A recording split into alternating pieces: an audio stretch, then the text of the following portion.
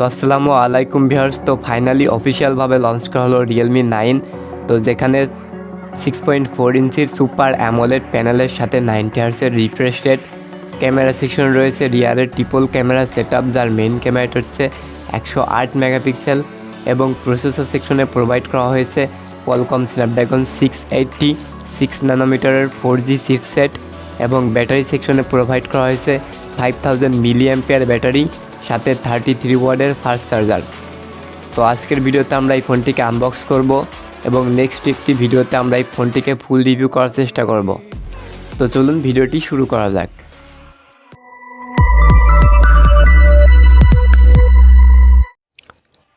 তো চলুন first ফোনটিকে unbox করা যাক।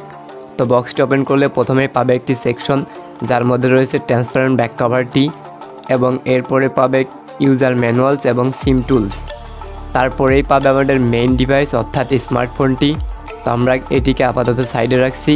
এর নিচের দিকে পাবে একটি 33 ওয়াটের ফাস্ট চার্জার এবং USB Type-C কেবল। তো বক্স কন্টেন্ট হিসেবে এইসবই প্রোভাইড করেছে রিয়েলমি। তো এবার কথা বলা যাক ফোনটির ডিজাইন এবং আউটলুককে নিয়ে।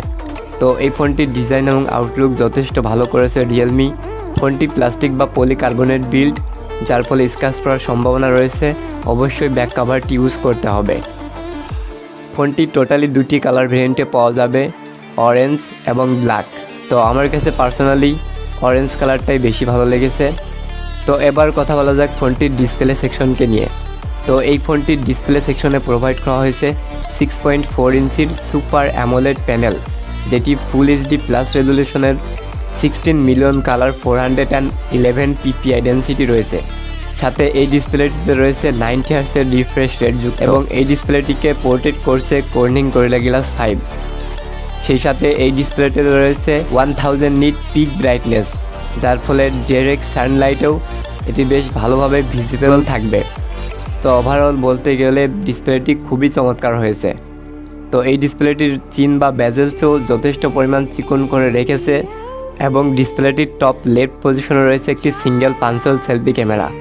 তো ওভারঅল বলতে গেলে আমার কাছে এই ফোনটির ডিসপ্লে সেকশন যথেষ্ট ভালো লেগেছে। তো এবার কথা বলা যাক ফোনটির ক্যামেরা সেকশনকে নিয়ে।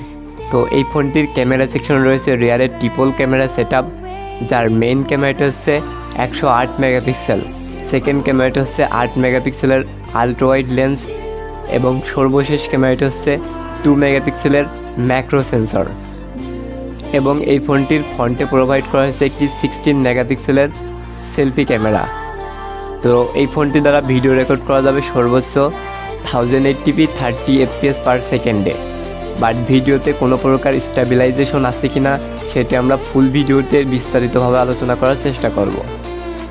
এবং এটি দ্বারা বেশ ভালো কোয়ালিটির ছবিগুলোকে ক্যাপচার করতে পারবে।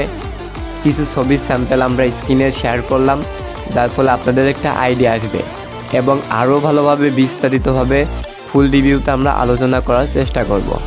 তো এবার কথা বলা যাক ফোনটির প্রসেসর সেকশনকে নিয়ে।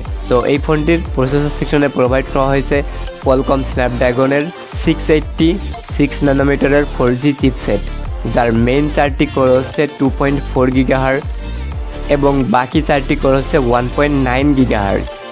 এবং এই ফোনটির গ্রাফিক সেকশনকে পাওয়ার প্রোভাইড করছে Adreno 610। ফোনটির অপারেটিং সিস্টেমে রয়েছে Android 12 এবং ইউআইতে রয়েছে Realme UI 3.0 ভার্সন। তো এই প্রসেসরটির পারফরমেন্সের কথা বলতে গেলে যথেষ্ট ভালো কোয়ালিটির পারফরমেন্স পেয়ে যাবে এটি থেকে।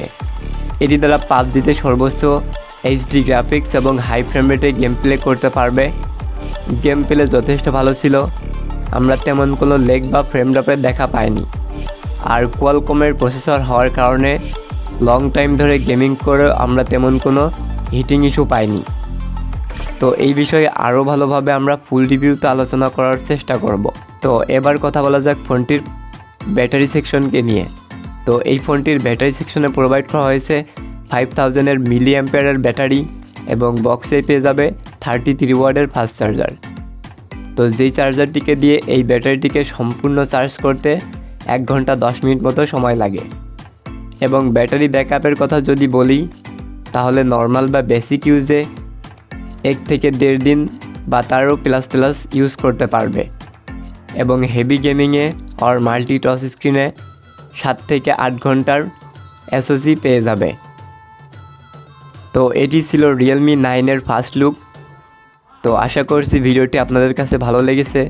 যদি ভিডিওটি ভালো লেগেই থাকে তাহলে একটি লাইক করতে পারেন এবং আপনি আমাদের চ্যানেলে নতুন দর্শক হয়ে থাকলে চ্যানেলটি সাবস্ক্রাইব করতে পারেন।